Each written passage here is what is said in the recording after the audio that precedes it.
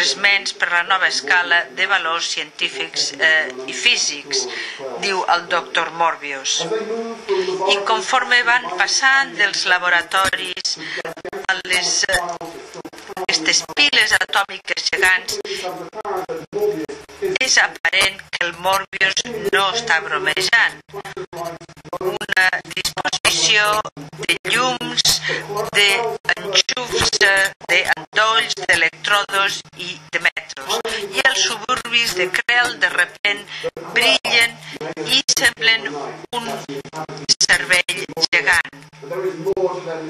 El Krell pot ser que desapareixi en una nit, com els habitants de l'antiga Lemúria, però hi ha molt més a tot això que aquestes desapareixences tan misterioses. Els Krell estaven a punt de desenvolupar una nova forma de tecnologia, una civilització sense instrumentalitat. Increïble. Quan acabe, diu el Morbius. I tot això està condenat a desmaterialitzar-se i els Krells, llavors els Krell només tenen dues opcions, o convertir-se en déus o morir intentant-ho. L'invasió of the Body Snatchers és una escena molt familiar de la vida dels suburbis. Una dona jove que està amb un cotxe i està saludant amb un home que porta un traje i un sombrero d'ala. Però no és una dona casada que està recollint el seu marit que ve de treballar. Ell és el doctor Miles Bennell i ella és la seva infermera. El doctor Miles està divorciat i la infermera, ella està a punt de que se l'emporti una vaina gegant que ve de l'espai. A primera vista, tot sembla el mateix, diu el doctor Bennells. Però no ho era, algo molt dolent havia passat a la ciutat. La revista Collier's, l'adaptació de la pel·lícula de la Invasion of the Body Snatchers, representa la història d'un entorn molt domèstic, filmada en blanc i negre, uns planos misteriosos que presenten la segadora, el columpio i una sèrie d'escenes domèstiques i un bar.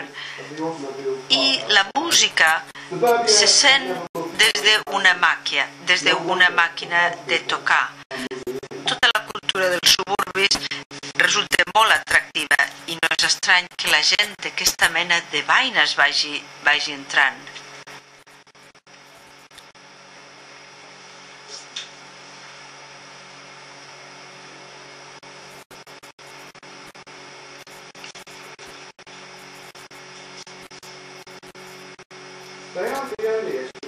I no són els únics visitants extraterrestres que volen arribar a Levittown.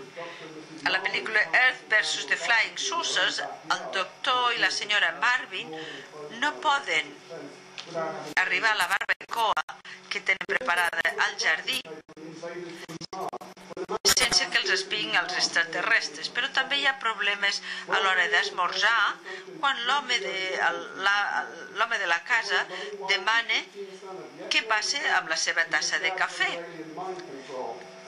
I mentrestant la seva dona i el seu fill adolescent tenen que entendre que el seu papà està sota el control mental dels extraterrestres i que hi ha habitants de Marte que estan instal·lar-se a casa seva. Per regular les relacions entre els estranys i el familiar als suburbis representa la colonització d'un univers hostil. La casa és on realment té lloc la invasió.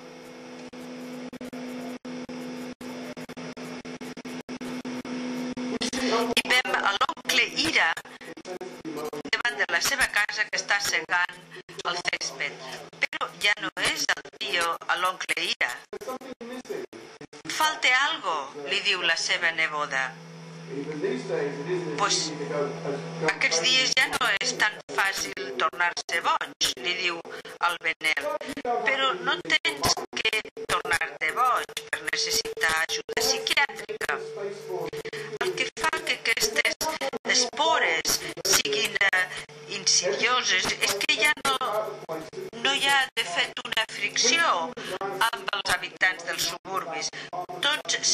va ajustant i molt aviat aquesta mena de naus espacials gegants es carregaran a la part del darrere dels tractors dels pagesos i s'enviaran a Bunhurst, a Hilltown, a Valley Springs i a unes altres comunitats.